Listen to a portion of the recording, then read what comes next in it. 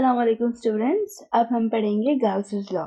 अब तक हमने डिस्कस किया था कि इलेक्ट्रिक फ्लक्स सिंपली एक एरिया से गुजरने वाले इलेक्ट्रिक फील्ड लाइंस को कहते हैं। ठीक है, कोई भी सिंपल आपके पास एरिया दिया गया हो और इसमें से जब इलेक्ट्रिक फील्ड लाइंस गुजर रही हो तो उसे कहते हैं इलेक्ट्रिक फ्लक्स। अब जब हम कंसिडर करते हैं कि हमारे पास कोई क्लोज सरफेस है, यानी कोई ऐसा शेप दिया हुआ है जिसकी बाउंड्रीज बिल्कुल क्लोज है और उसके अंदर एक चार्ज मौजूद है, तो फिर उसे उसकी इलेक्ट्रिक इंटेंसिटी किस तरीके से डिफाइन होगी या किस तरीके से कैलकुलेट हो जाएगी। क्योंकि हमारे पास एक ये सिंपल सरफेस नहीं है, ये हमारे पास डिफरेंट डायरेक्शंस में सरफेस आ रहा है और उसके अंदर चार्ज मौजूद है, थोड़ी सी कॉम्प्लिकेशन आ जाती है। तो इसको हम जो है वो लॉ से डिफाइन कर देते हैं। ये लॉ कहता है कि हमारी कोई भी क्लोज सरफेस हो, कोई भी रेक्टेंगुलर, स्क्वायर या स्फीयर या कुछ भी, उसके अंदर एक चार्ज मौजूद है, तो उस क्लोज सरफेस से जब इलेक्ट्रिक फील्ड लाइंस गुजरेंगी तो चार्ज की जो इलेक्ट्रिक इंटेंसिटी होगी वो बराबर होगी Q/ε0 के। अब ये किस तरीके से हमने डिराइव किया, आइए देखते हैं। अब जैसे हमारे पास ये स्फीयर मौजूद है और इस स्फीयर के बीच जो है वो एक पॉजिटिव चार्ज भी मौजूद है। अब इसकी जो है इलेक्ट्रिक फील्ड लाइंस हर तरफ रेडिएट करेंगी, जैसे कि यहाँ पर मैंने बनाया हुआ है कि एक चार्ज मौजूद है और उसके इर्द गिर्द जो है वो इलेक्ट्रिक फील्ड लाइंस हर तरफ जा रही हैं।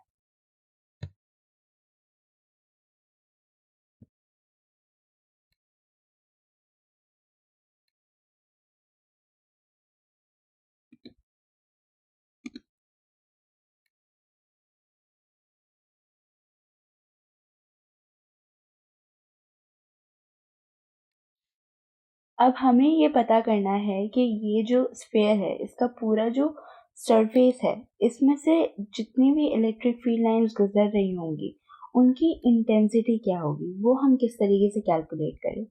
तो यहाँ पर आसानी के लिए हम क्या करते हैं कि जो इलेक्ट्रिक फील्ड लाइंस हैं वो तो हर तरफ निकल रही हैं, तो जिस डायरेक्शन में जा रही होती हैं, जिस सरफेस को वो टच करती हैं, उस सरफेस के हम छोटे छोटे पीसेस बना लेते हैं। जैसे इस सरफेस को हम डिवाइड कर देते हैं स्मॉल एरियाज में।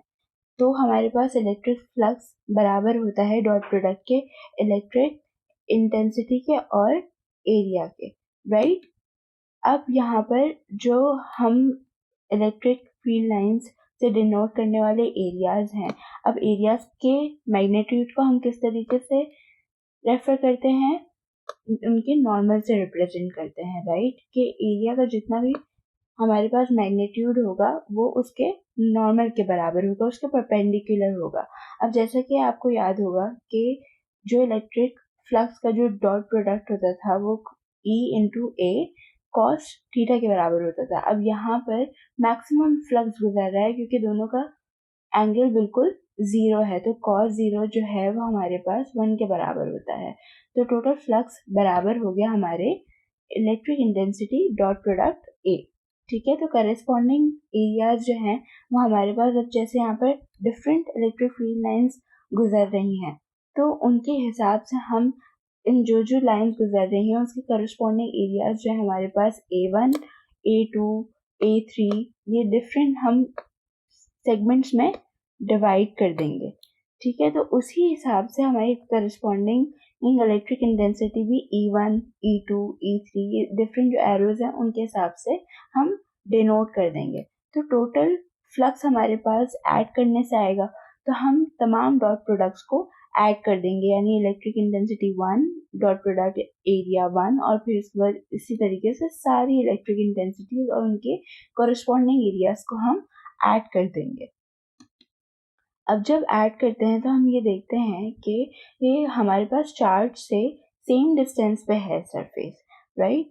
तो हमारे पास इलेक्ट्रिक इंटेंसिटी हर तरफ जो है वो सेम होगी, तो हम इसको कॉमन E से डिनोट कर देते हैं, यानी E1 is equal to E2 is equal to E3 जो है वो हमारी बराबर हो जाती है En के, जो कि हमें पता है कि इलेक्ट्रिक इंटेंसिटी का फॉर्मूला क्या है, 1/4 I/0 Q/r²। ये जनरल पॉइंट चार्ज का इलेक्ट्रिक इंटेंसिटी, ये पॉइंट चार्ज की वजह से जो हम इलेक्ट्रिक इंटेंसिटी निकालते हैं उसका फॉर्मूला है। ठीक है, तो हम सिंपली एक ई से डिनोट कर देते हैं तमाम इलेक्ट्रिक इंटेंसिटीज को। तो हम जब एक ही ई जब मौजूद होता है तो हम कॉमन निकाल लेते हैं क्योंकि सबकी वैल्यूज बिल्कुल सेम होती हैं। तो फिर हमारे पास बचते हैं सिर्फ और सिर्फ एरियाज की वैल्यू। अब जब जाहिर बात है जब हमने ये पूरे एरिया को सेगमेंट्स में तोड़ा था, तो जब ये सेगमेंट्स आपस में जब ऐड होंगी तो टोटल स्फेरिकल एरिया बन जाएगा। यानी जितने भी जो हमने सेगमेंट्स में तोड़े थे इन सबको आपस में ऐड करेंगे तो बात बिल्कुल वही हो जाती है कि हमारे पास जो टोटल स्फेरिकल एरिया था बिल्कुल वही एरिया हमारे पास वापस आ जाता है। तो हमारे पास जो टोटल फ्लक्स है वो इस चार्ज की जो इलेक्ट्रिक इंटेंसिटी है वो multiply by total spherical area यानी सर्कल या स्फीयर का जो स्फेरिकल एरिया है उसके बराबर हो जाता है। हमारे पास ज्योमेट्री से हमें मालूम है कि जो स्फीयर का जो एरिया होता है वो बराबर होता है 4πr² के। ठीक है, तो electric intensity multiply by 4πr² के क्या बराबर होती है?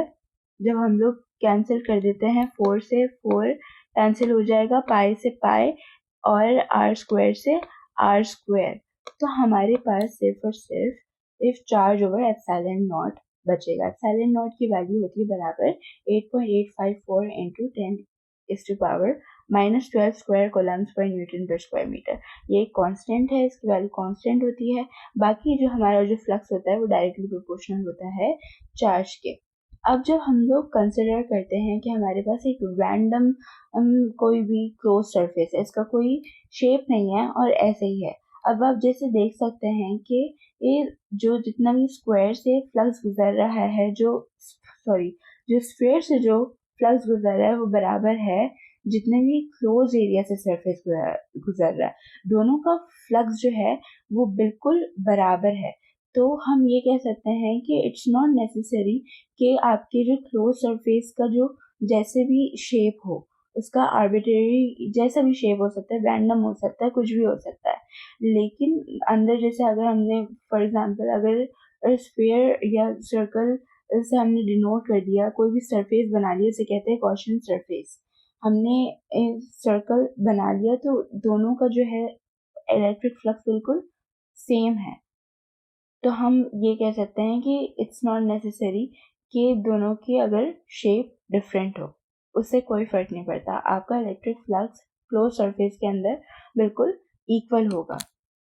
अब अगर हम कहते हैं कि आपके पास एक सरफेस है, उसके अंदर आपके पास बहुत सारे चार्जेस हैं, तो फिर उनका टोटल इलेक्ट्रिक फ्लक्स किस चीज़ के बराबर होगा? तो हम सिंपली जितने भी गॉसियन सरफेस जितने भी हमारे पास चार्जेस होते हैं उनकी इंडिविजुअली जो है वो हम इलेक्ट्रिक इंटेंसिटीज को या उनके फ्लक्सेस को ऐड कर देते हैं। फ्लक्स को ऐड कर देते हैं सिंपल। तो हमारे पास इस गॉस लॉ से क्या वैल्यू आई थी? Q1/ε0। तो हर चार्ज पे हम इलेक्ट्रिक फ्लक्स को सिंपली ऐड कर देंगे। अब 1/ε0 हमारे पास कांस्टेंट वैल्यू है तो हम उसे कॉमन निकाल देंगे। हमारे पास बचेगा क्या? Q1 + Q2 + Q3 यानी सारे चार्जेस जो भी हमारे पास क्लोज सरफेस में मौजूद है। तो हम इसको इस तरीके से कह सकते हैं कि total charge enclose by the circuit, यानी कुछ भी हमारे पास किसी भी फिगर में हमारे पास जितने भी चार्जेस होंगे वो हमारे पास बराबर होंगे टोटल चार्ज के। हमने डिनोट कर दिया इसे कैपिटल Q के। तो हमारे पास गॉसियन लॉ के तो हमारे पास गॉस लॉ के हिसाब से किसी भी क्लोज सरफेस में जो इलेक्ट्रिक फ्लक्स होता है वो बराबर होता है उनमें मौजूद जितने भी चार्जेस हों टाइम्स 1/ε0 के। उम्मीद है आपको समझ आ गया होगा। शुक्रिया। अब हम एक सवाल सॉल्व कर लेते हैं ताकि हमें ये कॉन्सेप्ट ज़्यादा अच्छे तरीके से समझ आ जाए। यहाँ पर हमसे पूछा गया है a Gaussian surface encloses the following charges +5Q, -3Q, +Q, -2Q. What is the electric flux through this surface? तो हमसे यहाँ पर पूछा गया है कि इस गॉसियन सरफेस में ये चार्जेस मौजूद हैं तो उस सरफेस में से गुजरने वाला इलेक्ट्रिक फ्लक्स कितना होगा, किस वैल्यू के बराबर होगा। तो यहाँ पर हमने जैसे कि पढ़ा कि एक गॉसियन सरफेस में हमारे पास जितने भी चार्जेस मौजूद होते हैं, तो उसमें से जो इलेक्ट्रिक फ्लक्स निकल रहा होता है वो बराबर होता है तमाम चार्जेस के सम के। तो हम सिंपली इन वैल्यूज़ को ऐड कर देंगे। यहाँ पर 5 माइनस 3 जो है बराबर हो जाएगा 2 के। 2 प्लस 1 3 हो जाएगा। 3 माइनस 2 फिर हमें वैल्यू देगा +1 की। +1 Q ओवर एप्सिलॉन नॉट हमारे पास टोटल इलेक्ट्रिक फ्लक्स आ जाएगा। उम्मीद है आप लोग को समझ आ गया होगा। शुक्रिया।